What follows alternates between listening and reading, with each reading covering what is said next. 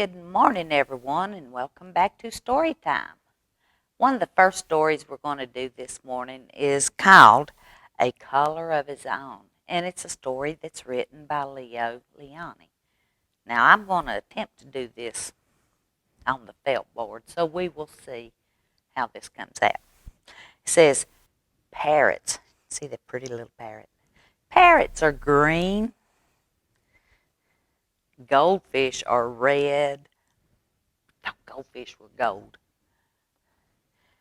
Elephants are gray, yes. And pigs are pink, right?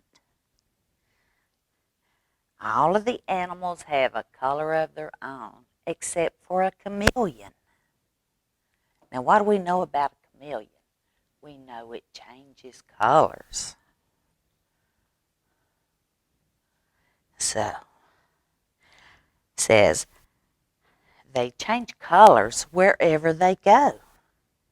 On a lemon, they turn yellow.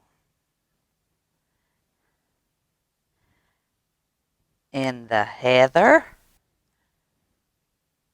they are purple. And on the tiger, look here at the tiger, whoa. What color is it going to be? He's going to be striped like the tiger. They are striped, just like the tiger is striped. Well, let me get these. One day, when the chameleon who was sitting on the tiger's tail, whoops, I took him down too soon, was sitting on the tiger's tail, said to himself, if I remain on a leaf, I shall be green, right? Yes. And so, I should have a color of my own. Well, with this thought, he just climbed up on the leaf and he turned green. And he was happy. But in the autumn, which is now, the leaf turned yellow. So what color did the chameleon turn? Yellow. And so did the chameleon. And later, the leaf turned red. So what color did the chameleon turn? Red, yes. And then the winter winds blew. Shh, there's the snow coming in. And the chameleon turned.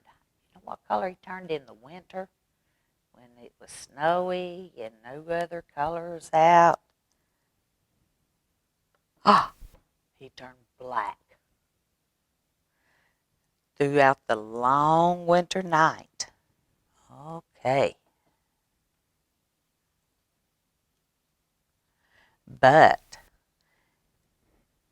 in the springtime, when the grass came out, he walked out onto the green grass. There he is on the green grass. And there he met another chameleon. And he told the chameleon his sad story about wanting a color of his own. And he asked the chameleon, he says, will we ever have a color of our own? And the chameleon friend said, yes, if we stay side by side, we will be the same. And so they remained side by side, and they stayed green when it was time for to be green. And then when it was time to be red, they were both red on the red leaves. And the same thing with all the other colors. So they didn't really have a color of their own. But since they were staying together, they at least had a friend that looked like them throughout. So that was A Color of My Own, okay? Or A Color of His Own. The end. The second book that we're going to do today, or the next book that we are going to do today, is called Butterflies on the First Day of School.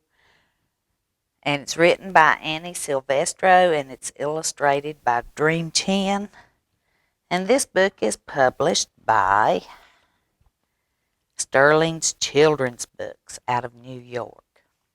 Now, I'm a little late doing this one. We should have done this one right when it's time for school to start. It says, this little Annie is so excited about starting school. Okay. It says, a month before school, Rosie picked out her very first backpack, and it was covered with flowers, and she loved it with all of her heart. So she paraded around proudly, saying, "Don't worry," she told her sister Emily. "Someday you'll be big enough to go to school like me."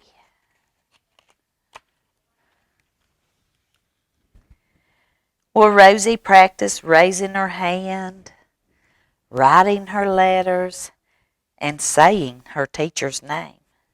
She couldn't wait to start school. But the night before the first day, Rosie couldn't go to sleep. And the next morning, her belly hurt. And she didn't touch her chocolate chip pancakes. "Maybe I'd better stay home," said Rosie. "I don't want Emily to be lonely."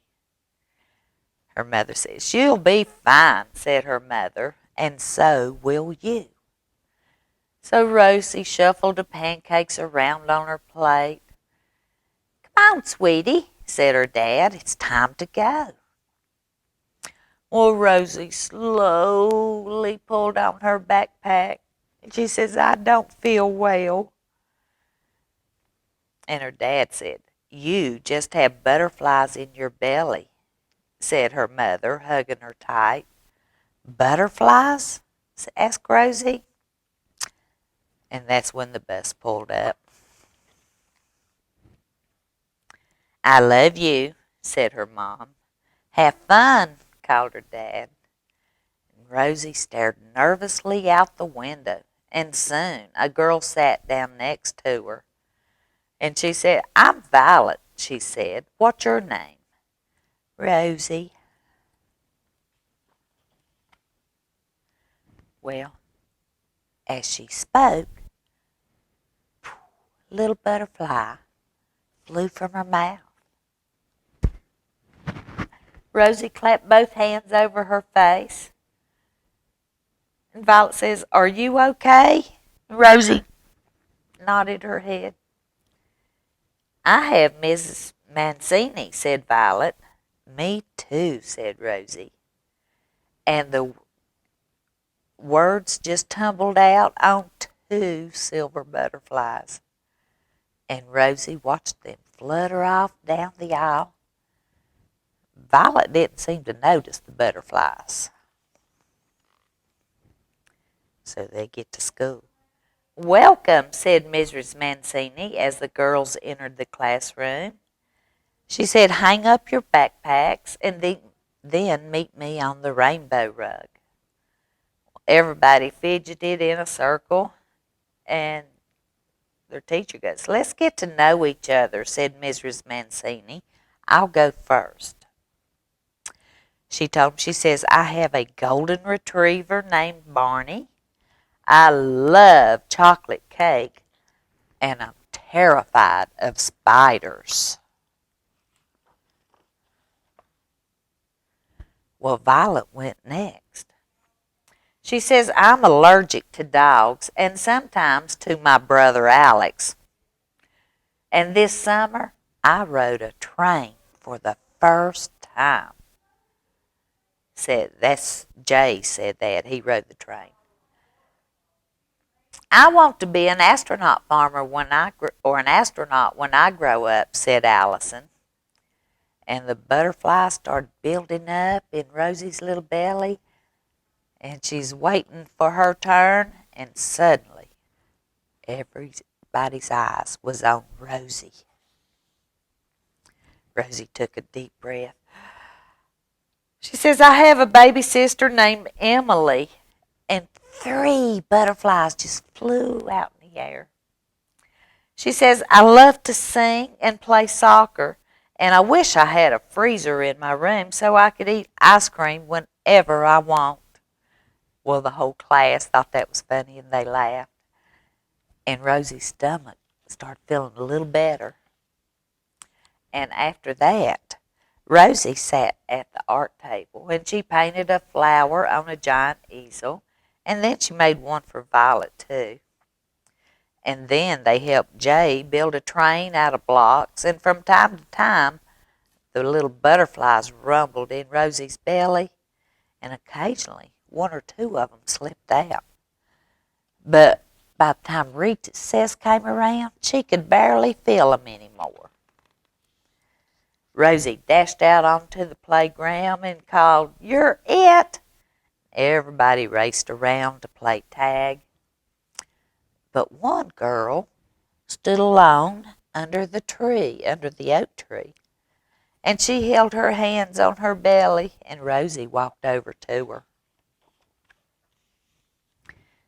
And she says, Want to play? And the girl nodded. She says, I'm Rosie. What's your name? She said, Isabella. And as she answered, butterfly after butterfly just soared up into the sky. And Isabella looked up, and she was amazed.